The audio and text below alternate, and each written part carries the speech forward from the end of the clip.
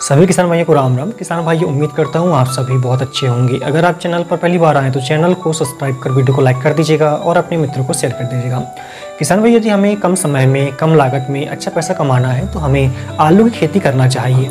यदि किसान भाइयों आप बताए गए तरीके से खेती करते हैं अगर, तो आप 1 एकड़ से 150 से लेकर 200 क्विंटल का उत्पादन ले सकते हैं। किसान भाइयों, इसमें हम लागत की बात करें अगर, तो इसमें अन्य फसलों की तुलना में कम लागत आती है और प्रॉफिट की हम बात करें 2 लाख रुपए के आसपास में इसमें आपको प्रॉफिट हो जाता है किसान भाइयों। लेकिन अच्छे उत्पादन के लिए आपको खादों का सही प्रयोग करना चाहिए, सही न्यूट्रिएंट्स की पूर्ति आपको करना होगा। साथ ही रोग और कीटों से बचाने के लिए आपको सही समय पर सही दवाइयों का भी स्प्रे करना होगा। वहीं आपको लगाने का जो तरीका है आपका, वो भी बदलना पड़ेगा किसान भाइयों। तो आज की इस वीडियो में हम आपको आलू की खेती के लिए संपूर्ण जानकारी देने वाले हैं। आपको उन्नत किस्म के विषय में भी बताएंगे जो आप इस मौसम में लगाकर अच्छे से अच्छा उत्पादन ले पाएंगे किसान भाइयों। किसान भाइयों, उचित समय की हम बात करें कि वो कौन सा समय है जब हम आलू की खेती करके अच्छा उत्पादन ले पाए और हमारी फसल अच्छे से विकास करे और अच्छा उत्पादन हमें मिले। तो आलू की खेती किसान भाइयों अलग अलग क्षेत्रों में अलग अलग समय पे की जाती है, लेकिन वैसे हम इसकी शुरुआत 1 सितंबर से कर सकते हैं किसान भाइयों। आगे हम बात करें किस प्रकार की मिट्टी में हमें अच्छा उत्पादन मिलता है। तो आलू की फसल हम सभी प्रकार की मिट्टी में ले सकते हैं, चाहे हमारे पास हल्की भूमि हो चाहे भारी भूमि हो, रेतीली भूमि हो या फिर पथरीली भूमि हो, सभी में हम आलू से अच्छा उत्पादन ले सकते हैं। आपको सिर्फ मिट्टी का पीएच मान चेक करवाना है किसान भाइयों। यदि पीएच मान 5 से लेकर 7 के बीच में रहता है तो आपको बहुत अच्छा उत्पादन मिलने वाला है। यदि पीएच मान 5 से कम रहता है या फिर 7 से ऊपर जाता है तो इसमें उत्पादन आपका घट सकता है। इसके उपाय क्या हो सकते हैं किसान भाई? जब आप खेती तैयारी कर रहे हो और पीएच मान मिट्टी का 7 से ऊपर जाता है, 8-9 तक जाता है अगर, तो आप प्रति एकड़ 25 से 50 किलोग्राम आवश्यकता अनुसार आप इसमें जिप्सम का उपयोग करें। वहीं यदि 5 से नीचे जाता है अगर पीएच मान, तो वहाँ पे आप भुजा हुआ चूना 2 किलोग्राम यूज कर सकते हैं किसान भाइयों। इसके अलावा किसान भाइयों हम बात करें कि हमें खेत की तैयारी कैसे करना चाहिए जिससे हमें अच्छे से अच्छा उत्पादन मिले। तो सबसे पहले आपको करना क्या है कि जब आपका खेत खाली हो तो उसमें कहना चाहिए जो पहले आपने फसल ले रखी हो तो उसके जो खरपतवार हैं या फिर उसके अवशेष हैं उन्हें पूरी तरह से हटा देना है। खेत के चारों तरफ आपको साफ सफाई बनाए रखनी है। उसके बाद में आपको मिट्टी पलटने वाले हल से या फिर मल्टीप्लाव के माध्यम से इसकी आपको गहरी जुताई करवाना होगा किसान भाइयों। जब आप इसकी गहरी जुताई करवाएं किसान भाइयों तो इसे आप सूखने दें। कुछ दिन सूखने के बाद में फिर कल्टीवेटर के माध्यम से 2 बार इसकी जुताई करवाएं। दोनों ही विपरीत दिशा में आप इसकी जुताई करवाएं। अंतिम जुताई से पहले आपको इसमें 2 से 3 ट्रॉली गोबर की सड़ी हुई खाद डालना है किसान भाइयों। साथ ही इसमें अगर आप जिप्सम डालना चाहते हो या फिर चूना डालना चाहते हो तो इसी समय आप डाल सकते हो। किसान भाइयों, आपके खेतों में यदि दीमक की समस्या बनती हो या फिर इसमें किसी प्रकार के फफूंदी रोगों की समस्या बनती हो अगर, तो इसमें आप प्रति एकड़ लगभग 2 किलोग्राम बावस्टीन का उपयोग भी कर सकते हैं। इसके बाद में किसान भाई जब आप इसमें रोटावेटर चलाएंगे तो सारे खाद इसमें मिक्स हो जाएंगे। उसके बाद में आपको बेड मेकर से या फिर आप जो सिडल आती है आलू लगाने की उसके माध्यम से आप बो सकते हैं किसान भाइयों। ध्यान रखें आप मेड़ से मेड़ की दूरी या फिर बेड से बेड की दूरी आप इसमें लगभग 1.5 फीट की रखें और पौधे से पौधे की दूरी 1 फीट की रखें। बहुत अच्छा उत्पादन आपको मिलेगा किसान भाइयों। यदि आप सिडली के माध्यम से बुआई करते किसान भाइयों तो इसमें आपको जो मिट्टी चढ़ने की समस्या बनती है वो नहीं आएगी।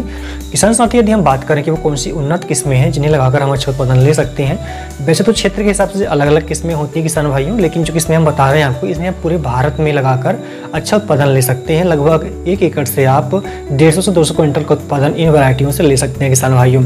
इसमें आप लगा सकते हैं किसान भाइयों खोपरी बादशाह करके आती है, वो आप लगा सकते हो। इसके अलावा किसान भाइयों कोफरी अलंकार के नाम से आती है, वो आप लगा सकते हैं। कोफरी अशोक के नाम से आती है, वो लगा सकते हैं। कोफरी बहार लगा सकते हैं। कोफरी चंद्रमुखी लगा सकते हैं। ये बहुत अच्छी वैरायटी है, इनके फल काफ़ी बड़े आकार के आते हैं किसान भाइयों। 1 एकड़ में लगभग आपको 10 से 12 क्विंटल बीज की आवश्यकता होगी किसान भाइयों आपको। किसान भाई, अगर आप चाहते हो कि फसल से हमें अच्छा उत्पादन मिले, फसल हमारी अच्छी बढ़वाड़ दे और इसमें अच्छा हरापन बना रहे, इसके लिए आपको खाद प्रबंधन बहुत अच्छा रखना पड़ेगा। जितने अच्छे से खाद प्रबंधन आप रखेंगे उतना अच्छा उत्पादन आपको मिलेगा किसान भाइयों। इसमें 3 बार हमें खाद देने की आवश्यकता होती है। एक तो बेसल डोज के रूप में, दूसरा जब हम इसमें 25-30 दिन की फसल हो रही है वनस्पति की अवस्था में, जब उसमें हम दूसरा खाद देंगे, और तीसरा खाद हमें 50 दिन की जब हमारी फसल हो रही है उस समय देना होता है। तो शुरुआत में जो बेसल डोज हम डालते हैं ये हमारा उत्पादन डिसाइड करता है किसान भाइयों। इसमें आपको क्या करना है, 100 किलोग्राम इसमें एसएसपी आपको लेना है जिसमें हम सिंगल सुपर फास्फेट कहते हैं।